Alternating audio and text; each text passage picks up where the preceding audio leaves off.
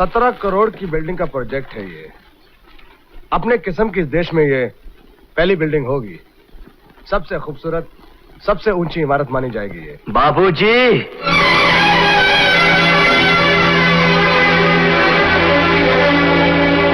इस देश की सबसे ऊंची इमारत तो बना रहे हैं आप, मगर वो जमीन जिसने आपकी जिंदगी की इमारत को बनाया, वो जमीन आज धस के मौत की गहराइयों में उतर गई और उसकी रत्ती भर परवाह तक नहीं है आपको।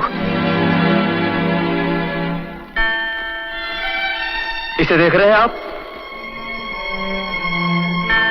इस कलश में जलती हुई ममता की राख है। उन हड्डियों के टुकड़े हैं जिन्होंने आपकी हड्डियों को जन्म दिया। राख की शक्ल में इसमें आपकी मां का शरीर बंद है बाबूजी। वो शरीर जिसने आपको 9 महीने अपनी कोख में रखा और उसका आपने यह सिला दिया कि उसकी अर्थी को कांधा देने के लिए आपके पास वक्त नहीं था।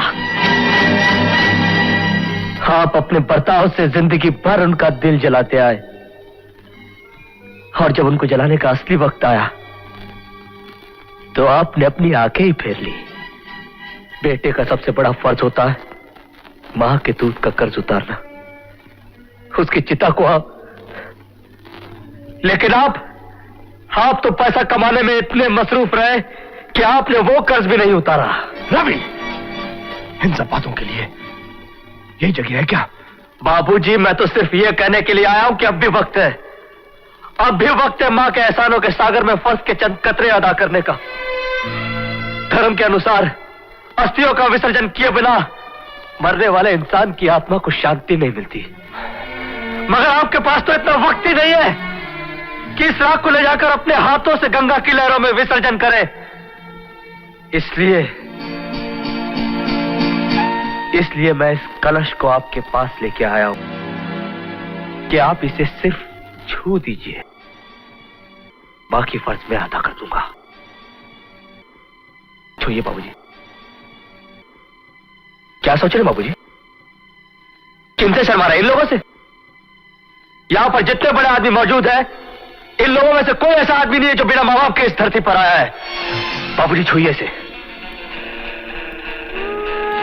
बाबूजी छूइए इसे, छूइए बाबूजी।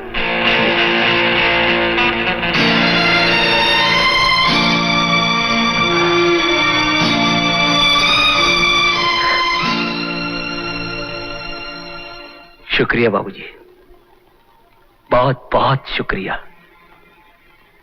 मगर जाने से पहले एक बात कहकर जाना चाहता हूं। जिस चिता की आग में मेरी दादी जल गई, उसी आग में मेरा और आपका रिश्ता भी जल गया। जो गम जो दुख आपने अपने मां बाप को दिए, अब आपकी बारी है। जब आपकी अपनी ये इकलौती औलाद आपसे जुदा हो जाएगी ना, तब आपको पता चलेगा कि औलाद की जुदाई का दर्द मौत के दर्द से भी ज्यादा होता है। अब आपका मेरा कोई रिश्ता नहीं। मैं जा रहा हूं बाबूजी,